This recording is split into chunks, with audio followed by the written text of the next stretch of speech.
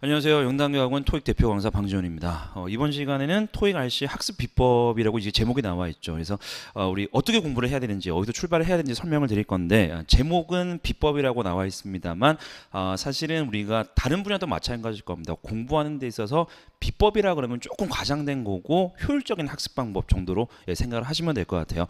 워낙 요즘은 뭐 매체 같은 것도 많이 늘어나고 책도 얼마든지 많고 하니까 뭐 비법이다, 청기누설이다 이런 표현들을 굉장히 많이 쓰긴 하는데 사실은 홍보용 멘트라고 생각을 하시면 됩니다. 저도 뭐 인강이 있고 인강 같은 거 광고도 나가겠지만 그런 표현들은 약간 과장되었고 여러분들 취할 것만 잘 취해 가시면 된다고 생각하시면 될 것 같습니다. 그래서 오늘 학습 비법이긴 하지만 비법 같지 않은 비법 설명을 드리도록 할게요. 효율적인 학습 방법 설명을 드리도록 하는데 너무 기대를 하셨던 분들이 간혹 있을까 봐 제가 미리 말씀드리면 비법은 일단 없고 진짜 말 그대로 어떻게 공부를 해 나가야 되는지를 설명드리도록 하겠습니다. 자, 제가 오늘 두 가지 정도로 한번 나눠서 설명을 드릴 건데 첫 번째는 완전 초보자들 계실 거예요. 지금 내 뭐 예전에 영어 실력이 어떻든 내가 수능에서 몇 등급을 받았든 어쨌든 토익 자체가 완전 초보이신 분들을 위한 조언을 해드리면 이게 여러분들이 뭐 한 달을 목표로 잡고 계신 분들 있고 뭐 세 달 정도를 이제 내가 공부할 수 있는 시간으로 잡고 계신 분들 뭐 다양하게 있을 겁니다. 근데 모든 분들에게 통용되는 반드시 여러분들이 유념하시고 공부를 시작하셔야 되는 포인트 4개를 말씀드리도록 하겠습니다.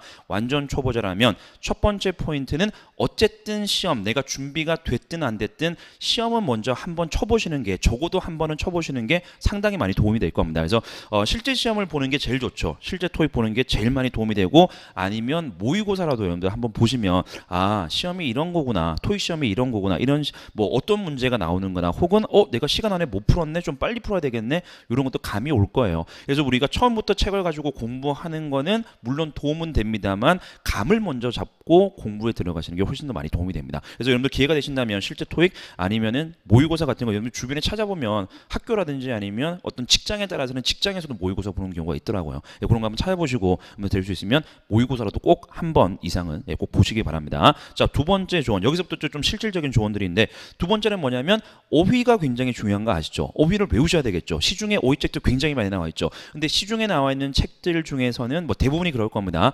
어휘긴 어휘인데 토익에 나오는 어휘들이긴 한데 이게 실제 토익에서 나오긴 했지만 불필요한 어휘들도 굉장히 많습니다. 실제로 어떤 어휘들이 중요한지를 알고 공부를 하셔야 돼요. 그래서 될 수 있으면 실제로 출제되었던 어휘들을 공부를 하시면 되는데 어디서 도대체 자료를 얻느냐 제가 드립니다. 그래서 그것도 무료로 드립니다. 여러분들 영단기 사이트에 들어가서 제 섹션으로 들어가면 학습 자료실이 있습니다. 거기 제가 매달 기출 어휘들을 정리해서 올려드리는 무료 자료가 있으니까 그걸 이용하셔가지고 적어도 지난 1년치 정도는 여러분들 공부를 하시고 들어가시면 좋고 제가 드리는 자료에는 보충 설명까지 들어가 있습니다. 예를 들어서 특정 단어가 있으면 그 특정 단어와 관련된 어떤 그 표현들이 있죠. 관용 표현들이라든지 아니면 반의어, 유사어 같은 것들 다 정리되어 있고 뭐 정답으로 나왔던 것들은 정답이라고 강조를 드리고 다 분류가 되어 있기 때문에 이런 어휘들을 가지고 공부를 먼저 시작을 하시면 좋습니다. 그래서 어휘를 공부를 하되 무작위로 모르는 상태에서 공부하지 마시고 어떤 게 실제로 토익에서 필요한 단어인지를 알고 집중적으로 공부를 하시는 게 상당히 많이 도움이 될 것 같아요. 그리고 세 번째 포인트는 복습할 때 이거 굉장히 제가 많이 받는 질문 중에 하나인데 내가 복습을 열심히 하는데도 불구하고 점수가 잘 안 오르는 분들이 있습니다. 특히 초보 단계에 계신 분들. 자, 그분들이 가장 많이 간구하는 실수가 어떤 거냐면 틀린 문제 당연히 복습하죠. 우리가 뭐 예를 들어서 뭐 108번 문제는 내가 틀렸다. 108번 문제 왜 틀렸는지 쭉 볼 겁니다. 근데 그것만 하시면 안 되고 나머지 앞에서 내가 맞췄던 문제들도 내가 제대로 알고 풀었는지를 반드시 확인을 하셔야 돼요. 그러니까 우리가 운이 좋아서 맞히는 문제들도 꽤 많습니다. 사실은 상당히 내가 모르고 풀었는데 우연히 뭐 찍어서 맞추거나 그런 것들이 있죠. 그런 것들도 반드시 특히 우리 초보자 단계에서는 반드시 하셔야 되는 단계입니다. 그래서 틀린 것뿐만 아니라 내가 맞힌 문제들도 제대로 풀었는지 혹은 내가 괜찮은 방법으로 풀었는데 더 좋은 방법이 있는지 더 빠르게 푸는 방법이 있는지를 확인을 해보시는 과정을 반드시 거치시기 바랍니다. 그래서 초보일수록 복습하는 시간이 길 수밖에 없어요. 시간 투자를 좀 많이 하셔야 됩니다. 그리고 네 번째는 지금 당장 안 하시고 나중에 해야지라고 미루면 틀림없이 후회하는 부분 중에 하나입니다. 네 번째는 파7 이제 완전 초보자니까 파트 7이 뭐지라고 하시는 분도 있을 거예요. 근데 요거는 아까 말씀드렸던 모의고사 같은 거 한번 쳐보시면 실제 토익 같은 거 쳐보시면 파7 뭔지 아시게 될 겁니다. 한마디로 독해라고 보시면 돼요. 지문 주어진 지문을 읽고 밑에 있는 문제를 푸는 것들인데 이게 연습이 굉장히 중요한 게 파트 7 되게 지겨울 수밖에 없어요. 글이 길고 그리고 사실 우리가 보통 관심을 가지는 문제들은 그 지문 내용들은 잘 안 나와요. 한마디로 재밌는 지문 같은 건 잘 안 나오다 보니까 우리가 지루하고 공부하기 싫고 공부하고 싫다 보니까 자꾸 미루는 경향이 있습니다. 일단 파트 5, 6 내가 문법이나 어휘나 잘 풀어야지라고 생각하고 거기만 집중적으로 대부분 사람들이 공부를 하다 보니 문법하고 어휘 문제는 잘 풀게 되는데 막상 시험장 가면 독해가 제대로 안 되니까 시간 내에 문제를 다 못 풀고 나와요. 10문제, 20문제 막 찍고 나오는 사람도 되게 많습니다. 그럼 뭐 심지어 100점 이상 손해보는 경우도 되게 많다는 말이죠. 예, 그래서 팟7은 처음에 공부할 때는 공부 안 하는 사람하고 티가 잘 안 나요. 솔직히 말씀드리면. 그러니까 한 700점대 중반까지는 내가 파트 7을 공부를 하든 안 하든 차이가 별로 안 납니다. 근데 나중에 결국은 800점 넘어가고 850 넘어가고 고득점 쪽으로 갈수록 팟7에서 실력 차가 점차가 확연하게 드러납니다. 그래서 나중을 대비를 하시는 거긴 한데 지금부터 공부를 하셔야 되는 거예요. 팟7 게을리하지 마시고 내가 하루에 지문 하나를 공부를 하더라도 예, 반드시 팟7은 공부를 하시고 게을리하시면 안 된다는 거. 요거 네 가지 포인트를 말씀드렸고 이제 두 번째는 내가 완전 초보는 벗어났다. 그래서 토익이 어떤 유형이 나오고 내가 몇 번의 시험을 쳐봤다라고 하시는 분들 앞으로 어떻게 공부를 해야 되는지 설명드리도록 하겠습니다.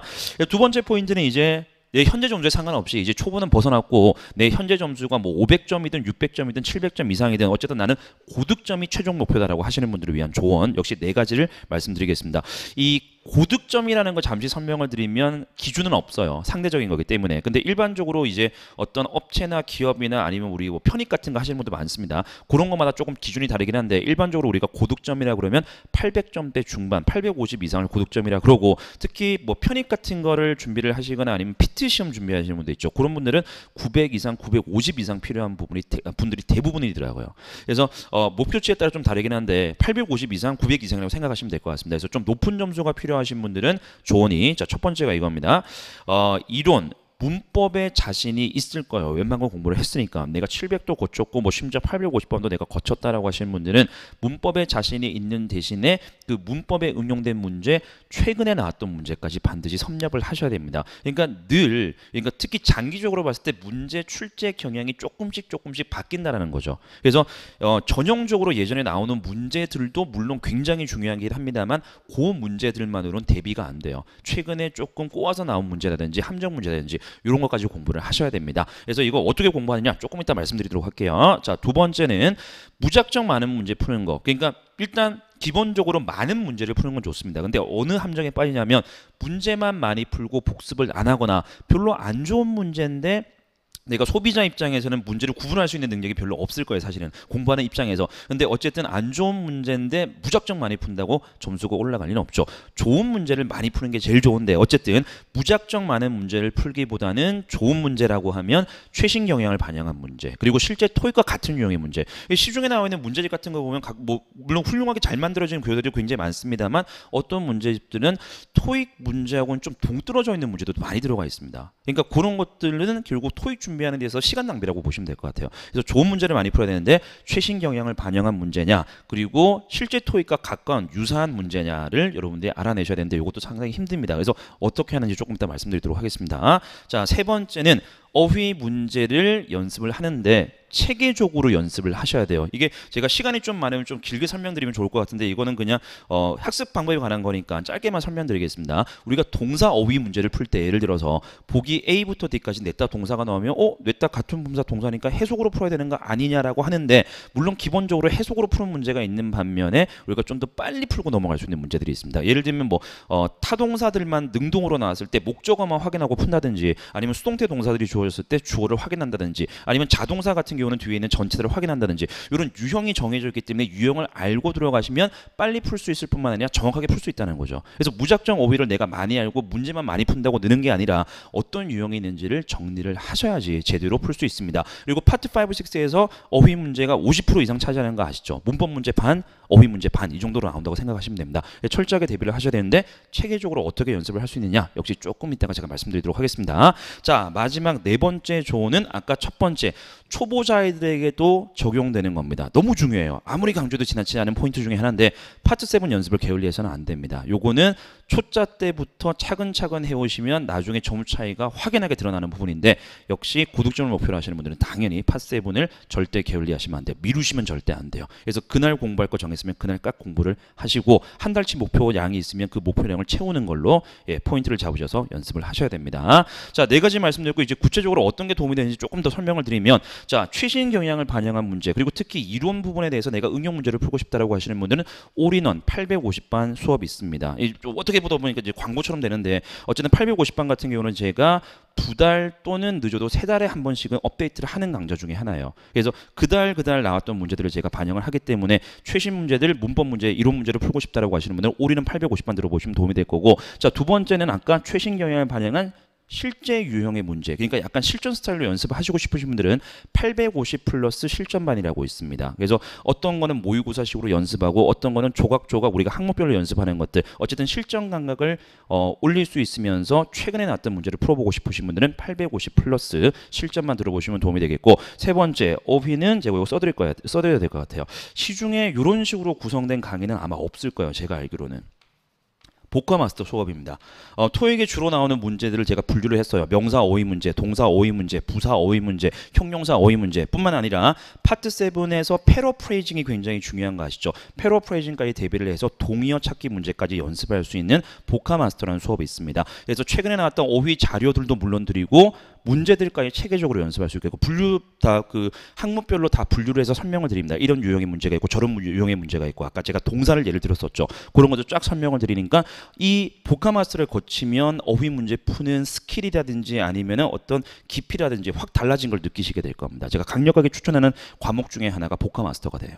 그래서 이것도 꼭 고쳐보시면 지금 현재 레벨에 상관없이 꼭 들어보시면 상당히 많이 도움될 겁니다. 그리고 마지막은 파트 7 같은 경우가 워낙에 사람들이 힘들어하는 부분이면서 자꾸 미루는 부분 중에 하나이기 때문에 파트 7 강좌는 제가 좀 많은 편입니다. 총 3개가 있는데 이제 아주 초보자들부터 응용된 문제까지 연습하고 싶어 하는 분들이 많기 때문에 제가 3단계로 나눴습니다. 첫 번째 단계는 600 목표고 두 번째 단계는 700 목표고 세 번째 단계는 850 이상 즉 고득점을 목표로 하시는 분들을 위한 수업이 따로 있는데 600 목표 파트 7 뭐 베이직이라고 제가 이름을 붙여봤어요. 600 목표 파트 7 베이직. 여기서 이제 주로 하는 거는 실제 시험과 동일한 난이도나 조금 쉽고 짧은 것들을 위주로 연습을 하는데 포인트는 패러프레이징을 집중적으로 연습을 할 겁니다. 그러니까 기본적인 지문의 유형, 문제 유형뿐만 아니라 패러프레이징 굉장히 중요하죠. 그것들을 집중적으로 기본기를 쌓을 수 있는 수업이라고 생각하시면 되고 700 목표 파트 7은 제가 죄송합니다. 이름 잘못 붙였네. 베이직이 아니라 스타터였네요. 스타터. 스타터였고 요게 700 목표가 베이직이네요. 베이직 같은 경우는 지문 유형, 문제 유형 정리하면서 토익 시험 난이도하고 같거나 조금 더 어렵고 긴 것들 있죠. 그런 것들을 총정리해서 역시 체계적으로 항목별로 다 공부를 할 수 있게끔 정리를 한 수업입니다. 그래서 내가 정말 파트 7 어디서부터 시작해야 될지 모르는데 시간이 별로 없다라고 하시는 분들을 위해서 제가 강력하게 권고드리는 수업이 700 목표 파트 7 베이직 수업 되겠습니다. 그래서 요것도 꼭 한번 참고를 해보시고 나는 2단계를 넘어섰다. 웬만한 유형들은 다 한다. 패러프레이징도 웬만큼 자신이 있다. 나는 실전 연습을 조금만 더 하고 싶다라고 하시는 분들은 850 목표 파트 7 심화반이 있습니다. 모의고사식으로 풀세트로 구성을 했어요. 그래서 문제수도 굉장히 많고 지문도 실제 토익 시험과 같은 수준이거나 더 어려운 것들, 더 긴 것들 많이 풀어볼 수 있는 수업입니다. 모의고사식의 수업, 실전 연습 스타일로 연습할 수 있는 수업이라 보시면 돼요. 3단계에 맞게끔 내가 초보자라면 단계별로 밟아오셔도 되고 아니면 내가 초보는 벗어났으니까 내가 필요한 것만 듣겠다. 700 또는 850 중에서 내 필요에 맞는 것들 선택해서 들으시면 되겠습니다. 그래서 이게 우리가 뭐 사람 아까 제가 초반에 말씀드렸다시피 사람마다 목표 점수가 다르고 공부할 수 있는 기간이 다르기 때문에 여러분들 고려하실 게 굉장히 많은데 어쨌거나 토익을 준비하시는 분들이라면 요 4가지 포인트 그리고 앞서서 말씀드렸던 초보자를 위한 4가지 포인트 고려를 하시면서 초반에 계획을 잘 세우셔야 돼요. 그 계획대로 여러분들 잘 밀고 나가셔서 최대한 빨리 뭐 목표 시간이 내가 주어진 시간이 얼마가 되든 최대한 빨리 여러분들 목표 점수 얻으시기 바랍니다. 조금 더 도움이 되는 실질적인 내용들은 정규 강좌에서 찾아뵙도록 하겠습니다. 오늘 이제 RC 비법 아닌 비법 설명드렸습니다. 염두에 두시고 앞으로 화이팅 하시기 바랍니다. 여기까지 하도록 하겠습니다. 수고하셨습니다.